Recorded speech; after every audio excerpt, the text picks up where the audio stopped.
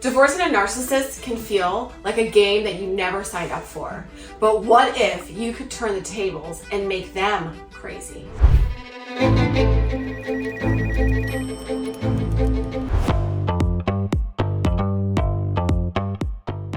I'm South Florida divorce attorney Ashley Bruce. In this video, I'll share powerful, practical tactics that will shake their sense of control and leave them scrambling, without you ever needing to stoop to their level. From setting strong boundaries to using strategic honesty, these steps will help you feel calm and, most importantly, in control, all while making the narcissist feel on edge. So let's dive in. First, you have to recognize the manipulative tactics that narcissists use. The typical bag of tricks that narcissists use are gaslighting, intimidation, triangulation, and these tactics are meant to throw you off and destabilize you. And you have to recognize that your narcissist will be trying to do these things to you.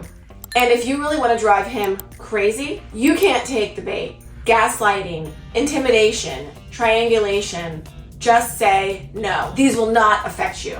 Get it? Got it? Good. Let's talk about revenge here for a second. A lot of my clients, when they come out of an abusive relationship, they just want to get their husband back, get back at him. And I explain to my clients that revenge-focused efforts are not a good use of their time or their energy. And that is because direct revenge can prolong the cycle of manipulation and drain emotional energy. Instead, I tell my clients, and I'm telling you, to focus instead on self-preservation, preparing for independence, and reinforcing boundaries. This shift in focus will naturally panic the narcissist, who will feel their control slipping. And that's when the crazy begins. And let's add another layer to the fun and talk about using brutal honesty to maintain your ground. Practice calm, fact-based responses when your narcissist tries to gaslight or lie to you. Ha! And this really gets them unsettled. How do you do this? Let me give you a little example. One of the things that the narcs are famous for are sending long, condescending, threatening text messages when a divorce case starts. So how do you respond? You could do something like, "I disagree, that's not true," and leave it at that. Don't try to give long-winded justifications or prove yourself to them. You don't have to go tit for tat. Give short, truthful, not engaging statements without the sarcasm and stick to the facts. The briefer, the better. And this drives the narcissist crazy. That's because they expect to see deceit and manipulation from others. Well, why, do you ask? Because that's what they do. And when you give them straightforward honesty without the drama, you completely destabilize their perception of control. Sound like fun? Let's keep going. Let's talk about setting boundaries. Narcissists are constantly conniving to get their way through manipulating you. And so when you stand firm against their manipulation and intimidation tactics, it's sure going to surprise them. For example, respond with confidence when they try to scare you with threats about finances or custody. When you show you're prepared and not intimidated, they just won't know how to handle it because they're used to you being their doormat. But that doormat is gone. And let's take it up a notch to expose their biggest fear. Public exposure. That's what a lot of the narcissists are really afraid of. So prepare your evidence. Keep thorough documentation and let them know subtly yet confidently what you're going to bring from the dark out into the light. Just to be clear, we're not talking about extortion here. However, there are a lot of facts relevant to a divorce case that are absolutely admissible in court that he likely never wants anybody to know about. So when your narc knows that you are prepared to bring these facts out, it can deter them from dragging out the divorce. For example, if your husband holds himself out as a rule-abiding, God-fearing man, but he dabbles in cocaine and hookers, that private investigator's video might get your divorce case over early. If you really want to have fun, put up some walls. We're talking informational blackout.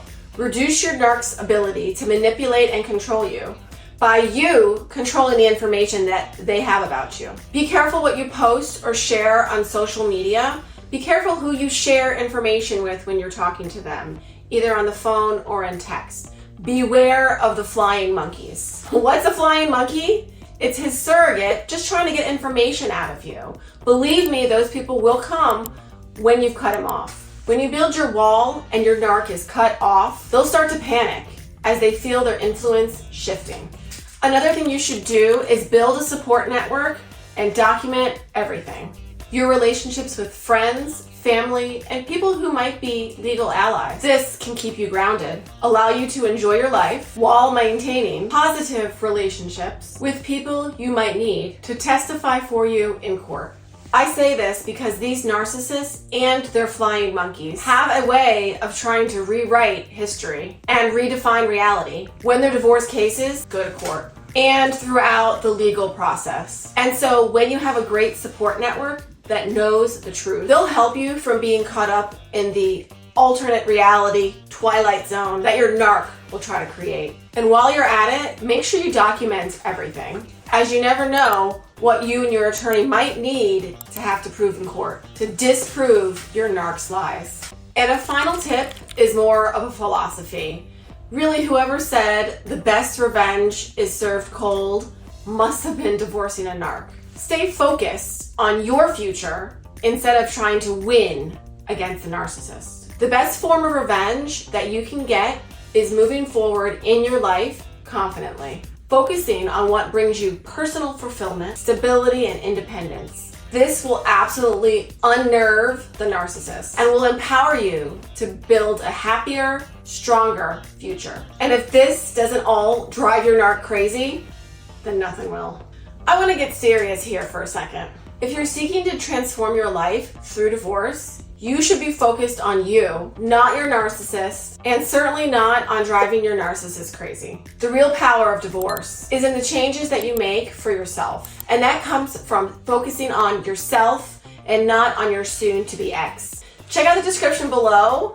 I've written loads of books on divorcing a narcissist. You can download them for free by clicking the link. And if you want to have a more personal conversation, you're welcome to have a consultation with one of my partners at my law firm. We represent clients in South Florida, from Vero Beach south to Miami, and in select situations, other areas across the state.